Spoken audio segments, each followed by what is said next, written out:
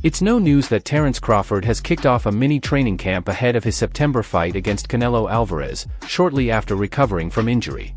While the undefeated world champion plans to intensify his training as the fight approaches, he has begun impressively, experimenting with new training and weight-building methods to reduce his size disadvantage in the ring.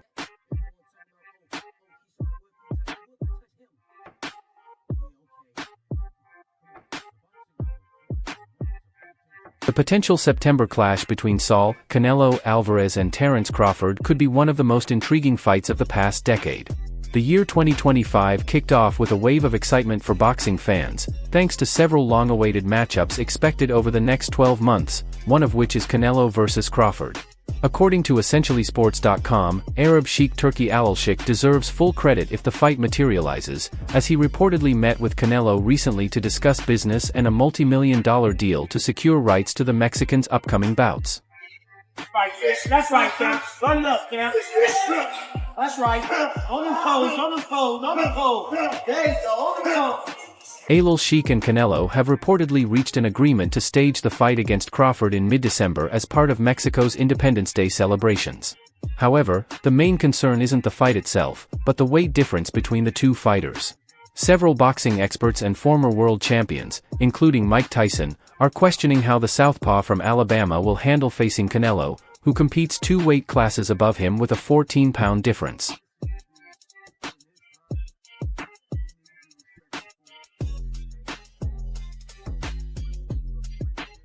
Terence Crawford, renowned for his exceptional skills and unbeaten record, stands as a symbol of disciplined training and strategic physical conditioning. His preparation for the fight against Canelo Alvarez combines intense physical work with a strong mental focus, setting him apart in the boxing world. Crawford's current training regimen includes a mix of routines aimed at sharpening his boxing skills, maintaining peak fitness, increasing punch power, and gaining the necessary weight to face Canelo. A typical day involves circuit training with weights, strength, and conditioning exercises to boost speed and agility, core work with McIntyre bouncing a heavy medicine ball off his stomach during crunches, mountain runs, and swimming. Oh, y'all missed that one. We're the 20th, it's up. We're gonna get the stuff shot. We're gonna put on. We're gonna show them why we great.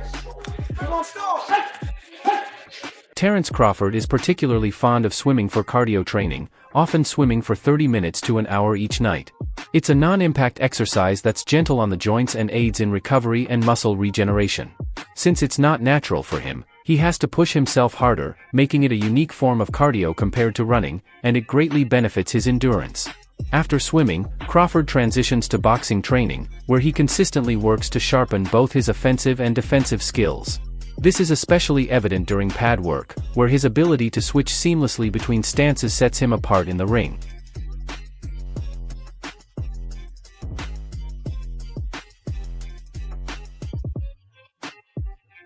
Initially, Crawford's coaches tried to convince him to stick to one stance, but they eventually realized it was better to train him in both.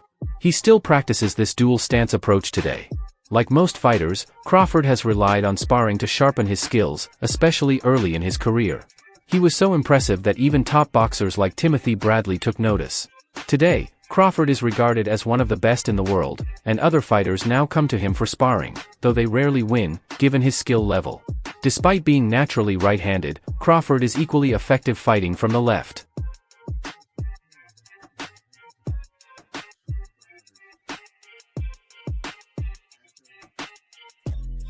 When Crawford spars with other boxers, he often relies on his world-class left hand. Boxing fans understand that developing punching power takes intense effort, and one of the key tools for this is the heavy bag. Like any top-level professional, Crawford uses the heavy bag to refine his punching technique and build shoulder endurance. Watching him in action, you'll see him unleash powerful punches, quick combinations, and everything in between. To maximize his training, Crawford varies the rhythm of his punches, sometimes striking the bag lightly, and at other times with full force.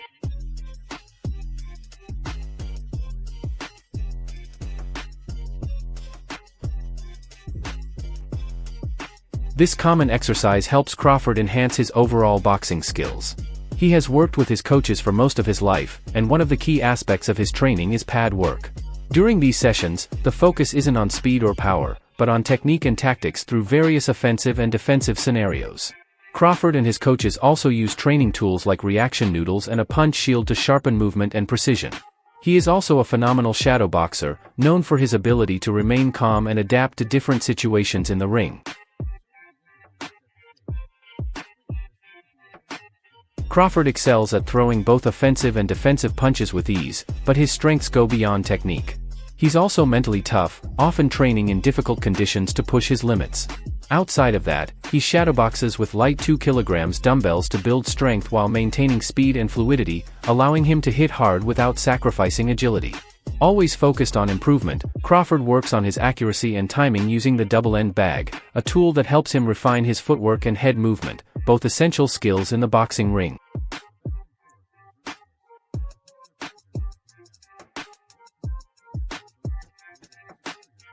His coach, BMAC, also uses sticks to surprise Crawford and trigger defensive reactions. Crawford's nutrition plan focuses on lean proteins, complex carbohydrates, and proper hydration to ensure optimal performance and recovery during camp. I let my coach handle everything with the food. My nutritionist tells him what she wants me to eat, and she fixes it, he told Muscle and Fitness. The last time, she was actually with me the entire camp and handled everything with the food. I really don't worry about that, they cook it, and I eat it.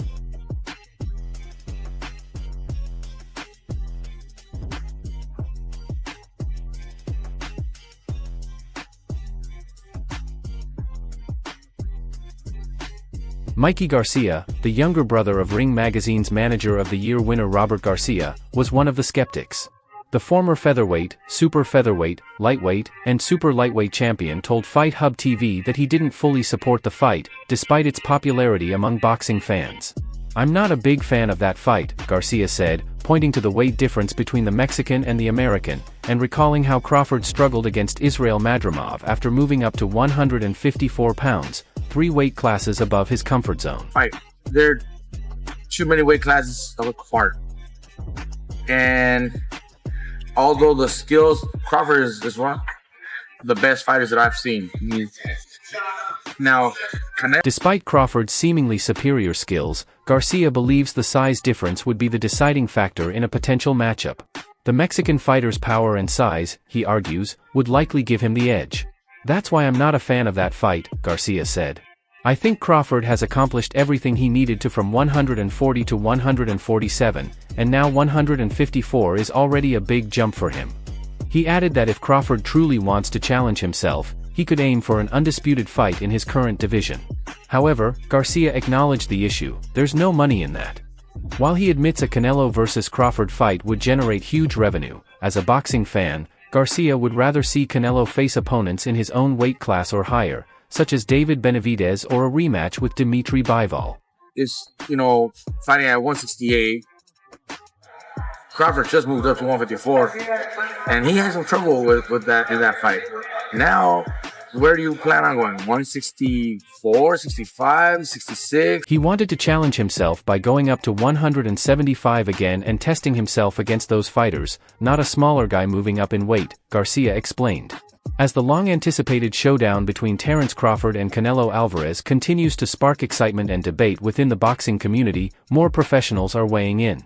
Crawford, known for his versatility and technical brilliance, is looking to move up 2 weight classes to take on the undisputed super middleweight champion, a bold move that has split opinions among boxing experts. That's a 160. Yeah, Canelo ain't gonna come down, maybe 166 max if he accepts. Yeah. I think Canelo wins that fight based on just the size. One prominent voice weighing in is former heavyweight world champion Deontay Wilder. In a recent interview with ES News, Wilder expressed concern over Crawford's significant jump in weight. 147 to 168, that's way too much, Wilder said. Although you can switch from southpaw to orthodox, when you're touching those guys that are heavier, it's a different feeling. It's like you're a baby. I'm not saying you can't knock anyone out or punish them, but I think it takes more time. He emphasized that the way punches are absorbed at higher weights is entirely different than with smaller opponents. Since Wilder's remarks, Crawford has taken a step toward closing the weight gap by capturing the WBA super welterweight title. If they do, I'll be there. You know what I mean? That's going to be a good one. Both of them great guys. They got great talent. And both of them very determined. Got that killer instinct. And in this sport. However, even with this achievement, a daunting 14-pound difference remains between him and Canelo Alvarez, a disparity that could significantly impact the outcome of the fight. Canelo, known for his relentless punching power and stamina, has firmly established himself as a dominant force in the super middleweight division. Despite 2 career losses by decision, he has consistently displayed outstanding defense and resilience, cementing his status as one of boxing's toughest competitors. This matchup promises to be an electrifying spectacle, but it also poses a monumental challenge for Crawford. If they do, I'll be there. You know what I mean? That's going to be a good one. Both of them great guys. They got great talent. And both of them very determined. Got that killer instinct. And in this. To succeed, the Omaha native must demonstrate exceptional adaptability and resilience against an opponent of Canelo's caliber in a higher weight class. While Wilder's concerns about the weight disparity are valid, the allure of this fight is undeniable, bringing together 2 of boxing's elite talents. This clash of styles and raw power has fans eagerly anticipating what could be one of the sport's most captivating events. It's surprising that Canelo Alvarez already has a guaranteed opponent for 2025, not for his usual May date, but for his second fight of the year, scheduled for September during Mexico's Independence Day weekend in Las Vegas. Named you and Terence Crawford as one of the top 5 fights that he wants to see this year. Is that a fight that you're considering now? We'll see. We'll see. After much persistence, it appears the effort is paying off for Terence Crawford and Sheikh Turki Alalshikh, as the undefeated American fighter is set to be Canelo Alvarez's opponent for his second fight in 2025. However, securing Alvarez's agreement comes at a steep cost for promoters. According to boxing insider Ray Jackson, Canelo will receive $150 million for the fight against Crawford, a figure the Guadalajara native had already cited at the end of 2024 as his price to even consider the bout. Canelo Alvarez will get $150 million guaranteed for a fight with Crawford, Jackson posted on X. If the deal goes through, Alvarez would reclaim his spot among the highest-paid boxers and athletes in 2025, a list he dropped off the previous year. Possible. We'll see. We want to talk about it, sit down really well and figure out something. I know you thought he was kind of a lose-lose. In 2024, the highest-paid boxers were Alexander Usyk with $114 million and Tyson Fury with $115 million, earned from their 2 fights under the guidance of Turki Alalshikh. Canelo Alvarez would surpass those figures with just the guaranteed purse for the Crawford fight, not including additional revenue from that bout and his planned May fight, for which an opponent has yet to be confirmed. Since his bout against Crawford last year, Bud hasn't fought in over a year, although a rumored fight against Sebastian Fundora is reportedly being negotiated for later this year. I mean, why not? If Crawford want to challenge himself to be great, let him try to be great, So, what I'm saying, I'm with it. So, I'll be going for Bud, if he fight. Regardless, Spence actually had the opportunity to activate his rematch clause with Crawford but chose not to. Whether it's because he needs more time to prepare or has lost hope, Spence Jr. clearly understands how formidable Terence Crawford is. According to a tweet from TalkSport editor Michael Benson, The Truth shared his thoughts on a potential fight between Crawford and Canelo. Fight Canelo, I'll be going for him. I mean, I don't know if he's going to win or lose, but I'll definitely be going for Crawford, I think if anybody can pull it off, he can pull it off. Yeah. He's chasing greatness, so why not? Canelo came up to 175 and... He said, if Crawford wants to challenge himself to be great, let him try to be great, I'm with it. As for who he believes would win, Spence showed confidence in his former opponent. I'd be going for Bud. I don't know if he'd win or lose, but if anybody can pull it off, he can pull it off, Spence added. Hall of Fame fighter, promoter, trainer, and respected analyst Roy Jones Jr. also weighed in, sharing scenarios where he sees both Terence Crawford and David Benavidez defeating Alvarez. Speaking about Benavidez first, Jones said, it's a tough fight to call because Benavidez throws a lot of punches. Sometimes, power can intervene and make that a different situation, in an interview with BoxingScene.com. A little big for Crawford, I'm not sure about that because Crawford does have punching power and shock, but I think Canelo's a little big. He showed tonight that he's pretty big, so I probably would rather see. The problem is Canelo willing to take the risk? I don't really think he will right now, because I don't think he feels like he has a reason to, Jones continued. If he can't hurt Benavidez early in the first 3 or 4 rounds, I don't see him winning that fight. Two-time 168-pound Titleist Benavidez has been demanding a shot at Alvarez for the past 2 years. Once widely considered the top welterweight in the world, Crawford is now willing to move up 2 weight classes to face the Mexican star. Alvarez, however, maintains that a win over Crawford would do little for his legacy, even as many believe Crawford has a real shot at pulling off the upset. Charlo fight Crawford first, and then see how that goes. If he does good against Charlo with the weight, then let's see him come up and fight Canelo. Yes, but not right now. I want to see him. If anybody can do it and pull it off, it's Crawford, so you can't tell him no, said Jones. I was the kind of guy that if someone said they were better than me, and if I could get close to your weight, here I come. I gave John Ruiz 33 pounds when I won the heavyweight title in 2003. I didn't care. I wanted to prove I was pound for pound the best and do something historic that had never been done. That's probably how Bud feels right now. He wants to do something historic to solidify his legacy in boxing. Who doesn't want to see the pound for pound best from yesterday fight the pound for pound best from today? Who wouldn't want to see that fight? It's a mega fight. If he puts the muscle and weight on, how can you doubt him? One thing's for sure, he's not going in there just to collect a paycheck. He's going to fight to win, because that's who Bud is. If he can carry the weight, it'll be a good fight. He can box like Floyd Mayweather, and he can also fight. He hits and doesn't get hit. If he can take the punch at that weight, he'll probably win the fight. I want to see Crawford come up some weight classes and show he can be dominant at 54. You understand me? That fight was done Crawford and Crawford won a pound. Jones, who fluctuated in weight during the latter part of his career as a 4-division title holder, said Alvarez should continue his career at super middleweight. It's definitely best that Alvarez stays at 168. I didn't understand why he went to 175 to fight Dmitry Bivol anyway, said Jones. He had already beaten Sergey Kovalev, who was at the end of his career. Bivol was in the middle of his. They are two different animals. He got the crusher at the right time. Go back down and dominate where you are. Don't try to fight another one, because lightning ain't going to strike twice. I can bet the house on is Bud. Because me and him, we so much alike in our mentality. Like soon as I see this dude. Bud has been targeting Canelo ever since delivering a career-defining performance last year against welterweight rival Errol Spence Jr. Although the Mexican initially dismissed the idea, he recently admitted he'd be willing to defend his super middleweight titles against the naturally smaller Crawford, if the money was right. Shakur Stevenson, who often refers to Terence Crawford as his big brother, also believes Crawford would beat Canelo if they ever fought, despite the 14-pound weight disadvantage.